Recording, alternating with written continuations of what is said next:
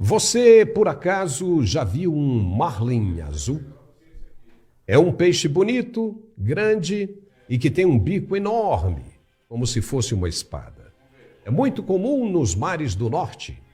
É também um peixe muito difícil de se pescar, porque quando é fisgado ele se debate fortemente, tornando quase que impossível para o pescador puxá-lo de primeira apenas com a linha e o anzol. Não dá.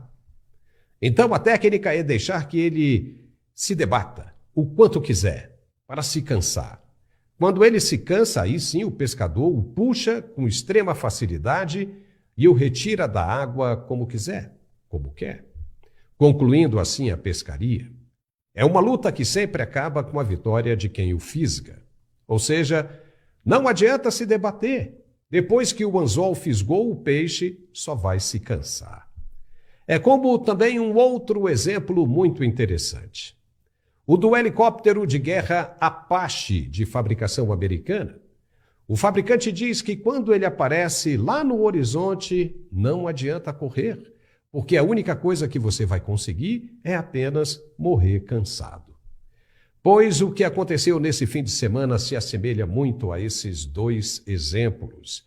Tem gente do judiciário que está se debatendo adoidado, talvez em busca de apoio internacional para tentar reverter toda essa situação vexaminosa que só tem piorado a cada momento. Um dos péssimos hábitos do brasileiro e, consequentemente, das autoridades é acreditar que as coisas só acontecem na televisão e que no mundo real nada vai para frente, nada acontece. Erro e erro grosseiro. Nós dissemos aqui que, por estar todo mundo calado, a mídia não dando repercussão alguma, não quer dizer que as coisas pararam de acontecer. Não, muito pelo contrário. O mundo internacional tem a sua própria agenda, como dissemos antes, com relação aos casos de interesse.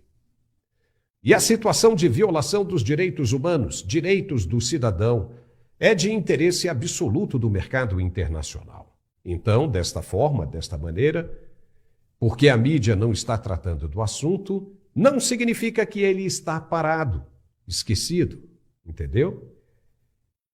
E por que essa volta toda que estamos dando para falar de um determinado assunto de interesse nacional?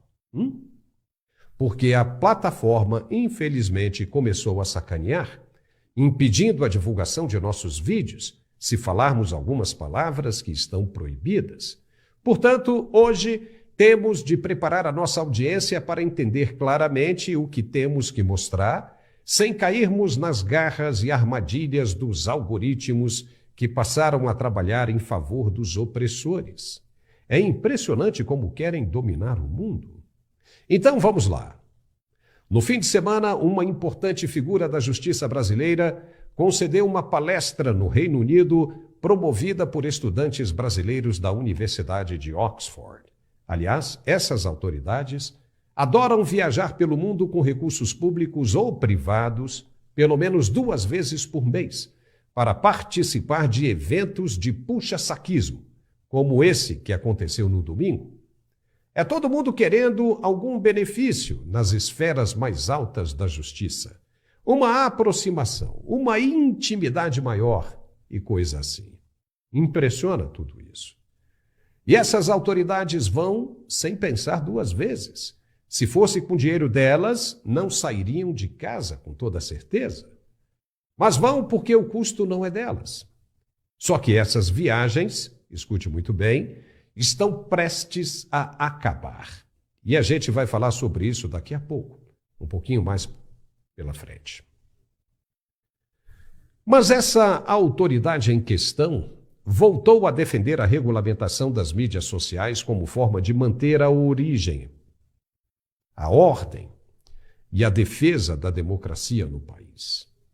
É sempre o mesmo discurso, é sempre em defesa da democracia, que eles mesmos colocam em risco, em perigo.